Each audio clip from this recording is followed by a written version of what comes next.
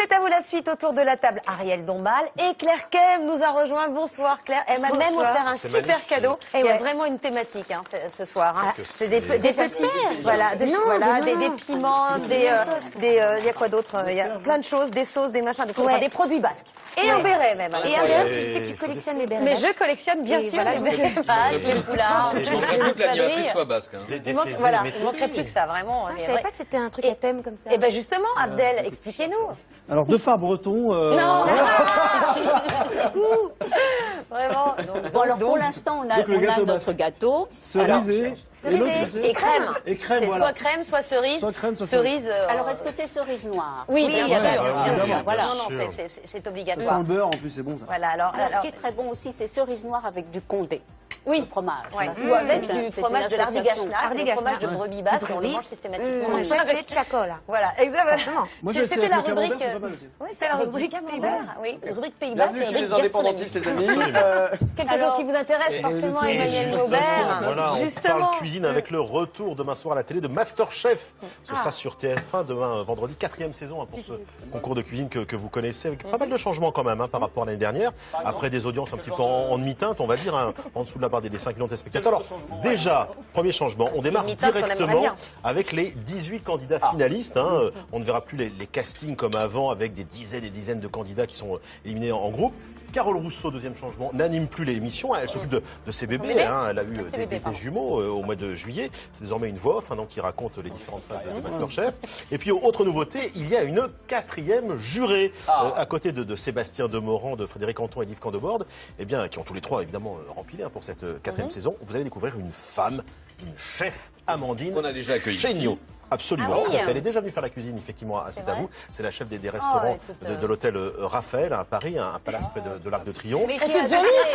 Alors, pour J'ai l'air savoir, surprise. J'ai toute jolie. elle est ravissante. J'ai habité le Raphaël pendant 3 ans et je peux dire Ah oui. qu'elle est une connaissez sa excellente chef. Je connais sa cuisine. Bonne chef. Et Alors, quand on demande un petit club sandwich room service, c'est très bon aussi. oui. elle s'occupe de tout, comme du restaurant gastronomique, de effectivement, palace. puis du room service. Alors, pour savoir qui est vraiment Amandine Chéniaud, je suis allé la voir dans sa cuisine au Raphaël et je lui ai demandé de nous préparer un petit plateau repas à déguster, évidemment, devant sa télé, devant Masterchef. tout pour manger 4 Nous fois. a rien ramené. Bonjour chef, on vous a proposé d'intégrer comme ça le jury, de rejoindre les 3 garçons. Vous avez dit oui tout de suite. Je l'ai vu comme une super opportunité, effectivement. C'était génial. J'ai des dossiers sur tous les jurys, je vous raconte pas. Donc là, pour cet à vous allez nous préparer un petit plateau repas. On va faire un petit sandwich jambon fromage. On va faire un deuxième sandwich baguette, crème d'artichaut, magret fumé.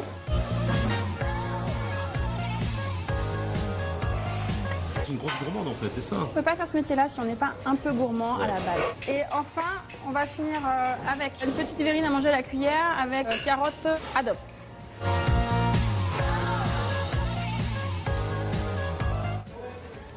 Et on va tout repasser, mais genre 30 secondes au four. Hop. Ça pleure. Quoi, 20 minutes Ouais, voilà. C'est rapide. Il n'y a plus qu'à allumer la télé. Voilà. Et par contre, on n'a pas pris à boire. Ah mince, on va se trouver un petit On passe rouge par la quelque cave. part. Allez, on y va. Allez, viens, on y va. Allez. Ça, c'est du plateau télé. Bonne petite chose à manger. Je vous ai rien rapporté parce qu'évidemment, on a tout mangé. Ah bah ouais, comme d'hab.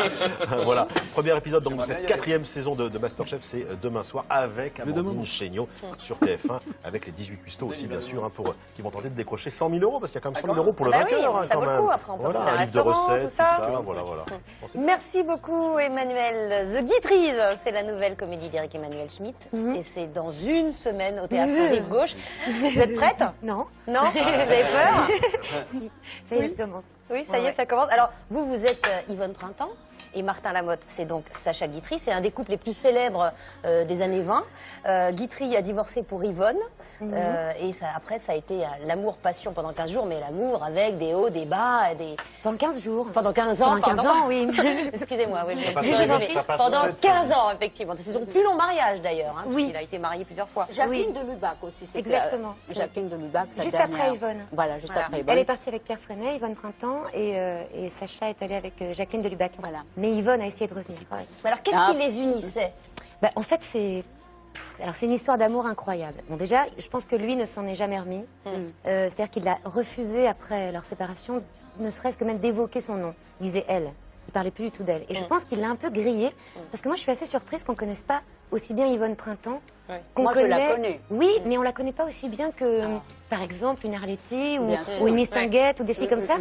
Elle a été, je pense, écrasée. Et pourtant, elle refusait de prendre son nom. Elle résistait. Mais c'est une femme incroyable. Moi, je la C'est découvre. surtout une très très grande artiste parce que les trois valses, tout ça, c'est Yvonne Printemps. C'était une voix adorable aussi. Oui, elle a créé des rôles qu'on ne peut pas reprendre. Elle avait tellement une voix incroyable. Cristal. Donc, c'est une évocation. Leur point On va commun, chanter, mais moi, je pourrais jamais faire techniquement ce qu'elle faisait. Vous chantez d'ailleurs Oui, dans la pièce, il y a des morceaux. Vous reprenez des morceaux Les trois valses alors. Alors, on va faire Le Messager. Oui. Donc, Fortunio, L'amour masqué. On lui fait chanter un truc qu'elle n'a pas chanté, qui est la baya. Chin Chin Chin. Oui, oui. Qu'elle n'a pas chanté en vrai, mais en fait, on lui fait chanter ça pour que Sacha Guitry la voix chanter ça dans la revue RIP. Et c'est là qu'il tombe amoureux d'elle. Oui, c'est ça. Donc, on fait ça, et puis on l'a fait chanter J'ai deux amants. Parce que lui, il a écrit des textes. C'est ça qui est incroyable, c'est que il lui a fait chanter des choses incroyables. À mes yeux, je ne connais pas toute l'œuvre de Guitry, mais il me semble que leur union, ça a été vraiment une alchimie miraculeuse. C'est là où elle a sorti le meilleur d'elle-même et où je trouve que lui a écrit les plus jolis rôles. Alors, il disait sur les femmes une chose très drôle, il disait « Oh, je suis contre les femmes, tout contre. » Tout contre. C'est tellement joli. Oui, il a dit beaucoup de choses sur les femmes qui n'étaient pas toujours très agréables. Moi, j'avais cette idée-là aussi, l'amour Anne-Sophie. C'est-à-dire que moi, on me dit Guitry, au départ, je fais pour moi, c'est poussiéreux et misogyne. Et en réalité, pas du tout. On se rend compte de la tendresse de ce personnage. C'est une merveille, Guitry. C'est une langue. Il va pourtant y avoir des moments difficiles. Ça va se terminer avec un divorce absolument terrible parce qu'il était extrêmement jaloux et qu'elle était extrêmement infidèle. Voilà. Ah oui, c'était une bonne vivante, une gourmande, une sensuelle, une femme 1000 fois plus vivante que les autres, quoi. Elle bouffait la vie par tous les bouts et du coup, c'est vrai que pour lui, c'était compliqué. Mais elle est vraiment stupéfiante. Moi, je l'ai découverte. Alors leur divorce a passionné la presse à l'époque. En fait, c'est le premier couple people en fait qui s'est fait poursuivre. Direct. Ah, oui, c'est ça. Oui, c'est ça. Oui, c'était très. Il devait avoir un côté très iconique comme ça. Oui, et puis en plus, Guitry, c'était une très grande figure du théâtre parce que c'était quelqu'un qui a amené les foules au théâtre. Il a quand même, c'est un écrivain étonnant. C'est très très drôle, Guitry. C'est l'esprit français d'une certaine époque. Oui, et puis tout ça prend place entre les deux guerres, donc dans un moment un peu une parenthèse enchantée où tout à coup il faut divertir les gens et les gens ont qu'une envie, c'est de se marrer. Et du coup, c'est très tonique, c'est très vivant, c'est gai et fracassant et pathétique et c'est vraiment une espèce de tourbillon. Tout ça sous la plume d'Éric Emmanuel Schmitt. Alors justement, vous avez déjà joué une de ces pièces, mais c'était il y a un bout de temps. Oui, il y a une vingtaine d'années. Une vingtaine d'années, non. À ce point en 97. 97.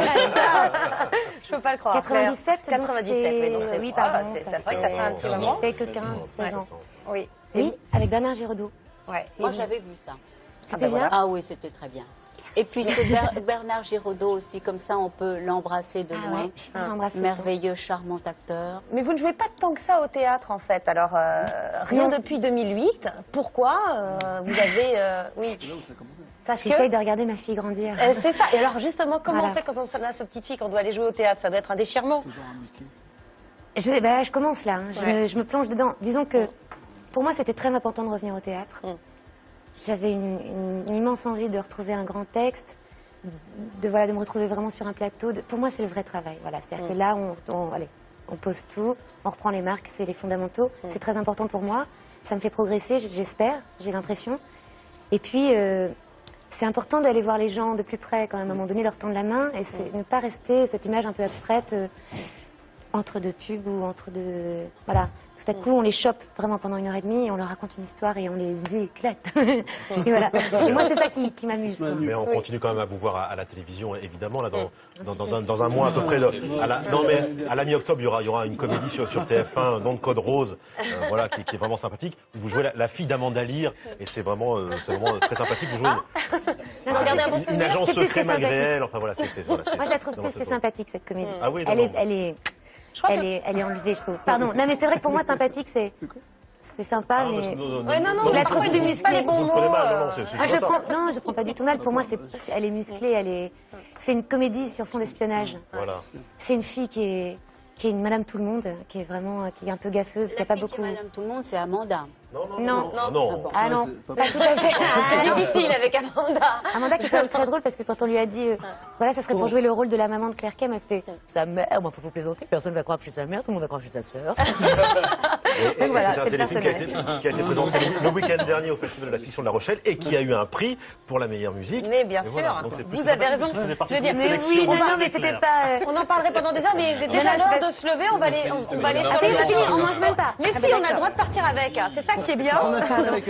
Je rappelle, Ariel Dombal, Opium, qui sort le 2 octobre, et puis Taille Hera, votre album qui est toujours dans les bacs, et puis Claire Kem, The Guitrise, dans une semaine pile. Eh oui, venez, regardez la photo. Attention, on est prêt, on sourit, 3, 2, 1, cheese.